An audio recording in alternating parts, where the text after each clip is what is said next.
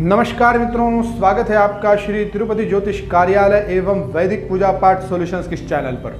मित्रों, आज हम जानने वाले हैं ग्रहों की दृष्टि के बारे में। किस ग्रह की कितनी दृष्टियां होती है, कौन से ग्रह किस प्रकार से दृष्टि डालते हैं और ये दृष्टि है क्या, इस विषय को हम समझते हैं आज। तो सबसे पहले आपको मैं बता देता हूं कि दृष्टियां कितने प्रकार की होती है। पहले तो एक पद, द्विपद, त्रिपद और पूर्ण पद। पूर्ण पद ही चतुर्थ पद होता है, यानी 4 पद। ऐसे 4 पद की दृष्टियां होती हैं। इसमें सबसे ज़्यादा मुख्य होती है पूर्ण पद की दृष्टि। इसे बहुत मुख्य कहा जाता है। अगर इस दृष्टि से कोई भी ग्रह आपके किसी स्थान को देख रहे हैं तो उसका फल वो ग्रह उस प्रकार से देते हैं, या फिर उसमें रहने वाले ग्रह उसके अनुसार फल देते हैं। उसको मैं आपको थोड़ी देर में समझाता हूँ। कौन से ग्रह कितनी दृष्टियां रखते हैं अपने पास और कितनी कितनी विशेष किसको दृष्टियां प्राप्त है और किसको किसको क्या दृष्टि प्राप्त है। तो मित्रों, सबसे पहले 7वीं जो दृष्टि है, 7 दृष्टि जो है वो सबकी फिक्स है। सूर्य, सोम, भौम, बुध, गुरु, शुक्र, शनि, राहु, केतु, सबकी 7वीं दृष्टि 100% फिक्स है। अर्थात कोई भी ग्रह देखेंगे तो अपने घर से 7वें घर में 7वीं दृष्टि अवश्य डालने वाले हैं, अर्थात 7वें घर पे वो देखने ही वाले हैं। परंतु कुछ विशेष जो ग्रह हैं उनको कौन सी दृष्टि मिली हुई है जो कि उनकी पूर्ण दृष्टि है। तो सबसे पहले आप देखेंगे भौम, मतलब मंगल। मंगल को 3 विशेष दृष्टियां प्राप्त है। पहले तो 4 नंबर, मंगल 4 नंबर में, उसके बाद 7 नंबर में और 8 नंबर में।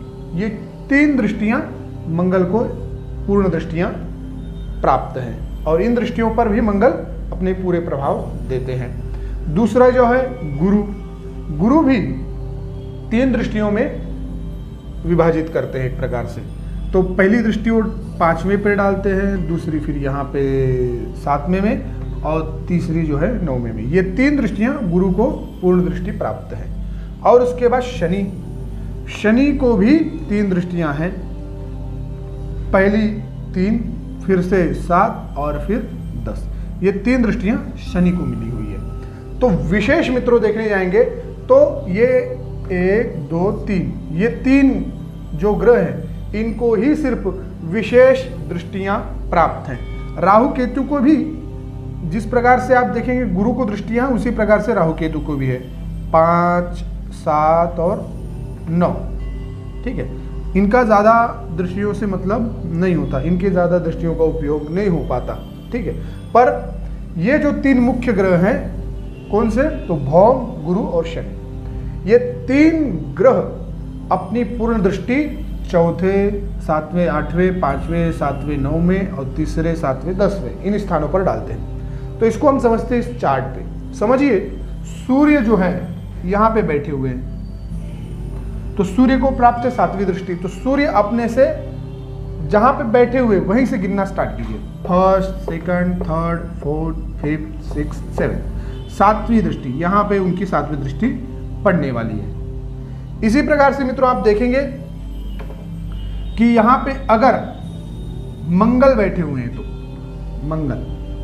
मंगल को तो आप देख रहे हैं 3 दृष्टियां विशेष प्राप्त है। तो चौथी, अर्थात पहले, दूसरी, तीसरी, चौथी, यहाँ पे 4थी दृष्टि आ जाएगी, 7वीं दृष्टि यहाँ पे आ जाएगी और 8वीं दृष्टि यहाँ पे आ जाएगी। मंगल को ये 4 विशेष दृष्टियां प्राप्त है। अगर इसी जगह पर यहाँ पे समझिए गुरु को देखते हैं। गुरु, अगर यहाँ पे गुरु बैठे हुए हैं तो गुरु से 5वीं दृष्टि, अर्थात यहाँ पे 5वीं दृष्टि आ जाएगी गुरु की, यहाँ पे 7वीं आ जाएगी और यहाँ पे 9वीं आ जाएगी धर्म में। तो ये गुरु की 1, 2, 3 इससे समांतर दृष्टियां हैं, इसको ध्यान रखिएगा। उसके बाद हम देखते हैं शनि की दृष्टि। शनि को भी विशेष दृष्टि प्राप्त है। तो शनि अगर यहाँ पे बैठे हुए तो शनि, ठीक है, शनि बैठे हुए अपने स्थान पे तो तीसरी दृष्टि यहाँ पे डालेंगे, 7वीं दृष्टि यहाँ पे डालेंगे, 10वीं दृष्टि यहाँ पे डालेंगे। तो ये शनि की दृष्टियां हैं। अब जब भी ग्रह यहाँ से शनि देख रहे हैं ना, तो ये तीसरे स्थान पर अपनी दृष्टि डालेंगे, 7वें पर डालेंगे और 10वें भी। तो इन स्थानों पर रहने वाले ग्रह भी शनि के अनुसार कार्य करेंगे।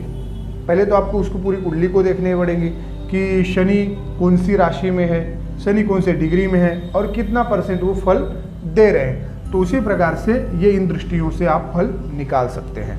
ठीक है, तो ऐसे ही आप देखेंगे कि और भी जो भी ग्रह हैं, जैसे यहाँ पे सोम आ जाए तो सोम की 7वीं दृष्टि, उसके बाद कहीं पर भी आ सकते हैं। ऐसा नहीं कि वो पहले ही घर पे आ जाए, पहले ही घर पे नहीं आए, यहाँ पे समझिए आ जाते हैं सोम, तो सोम की 7वीं दृष्टि यहाँ पे आ जाएगी। अब ये 7वीं दृष्टि यहाँ पे पड़ रही है पितृ स्थान पे, कर्म के स्थान पे। और ऐसे ही मित्रों हर जगह पे जो है ग्रह बदलते रहते हैं, आप तो जानते ही है। तो उसमें अगर गुरु यहाँ पे बैठे समझिए, तो गुरु की 7वीं दृष्टि तो यहाँ पे आ जाएगी। हाँ, 5वीं दृष्टि यहाँ पे पड़ेगी, 5वीं, 7वीं और ये 9वीं, ये दृष्टियाँ गुरु की फिर से बदल जाएंगी। तो ग्रह जहाँ भी होंगे वहाँ से ये उनकी पूर्ण दृष्टियाँ पड़ती हैं और ये बहुत आवश्यक है। जब भी आप कुंडली देखते हैं, अगर दृष्टि को भी देखते हैं तो आपकी प्रेडिक्शन बहुत परफेक्ट निकलती है, बहुत परफेक्ट आप व्यक्ति को बता सकते हैं कि आपके जीवन में क्या होने वाला है, कौन से ग्रह आपकी मजबूत है, कौन से ग्रह आपके कमज़ोर है। इन दृष्टियों को देखना बहुत ज़रूरी है। इसलिए मित्रों आप ये दृष्टियों को याद कीजिए। सूर्य की 7वीं दृष्टि है, सोम की 7वीं दृष्टि है, भौम की 4, 7, 8 है, गुरु बुध की जो है 7वीं दृष्टि है, गुरु की जो है 5, 7, 9 है, शुक्र की 7वीं है, शनि की 3, 7, 10 है और उसके बाद राहु केतु की 5, 7, 9। अर्थात दोनों की दृष्टियां सेम है, परंतु राहु और केतु की दृष्टियों का इतना महत्व नहीं दिया जाता, इतना ज़्यादा नहीं माना जाता। इसके लिए आपको ये 3 दृष्टियां मुख्य याद रखनी है और 7 दृष्टियां सबकी होती है 100%। ठीक है, तो इस विषय को आप अच्छे से समझ गए होंगे। अगर कुछ भी कन्फ्यूज़न है आप वीडियो में कमेंट कर सकते हैं और जान सकते हैं पूरी अच्छी से जानकारी।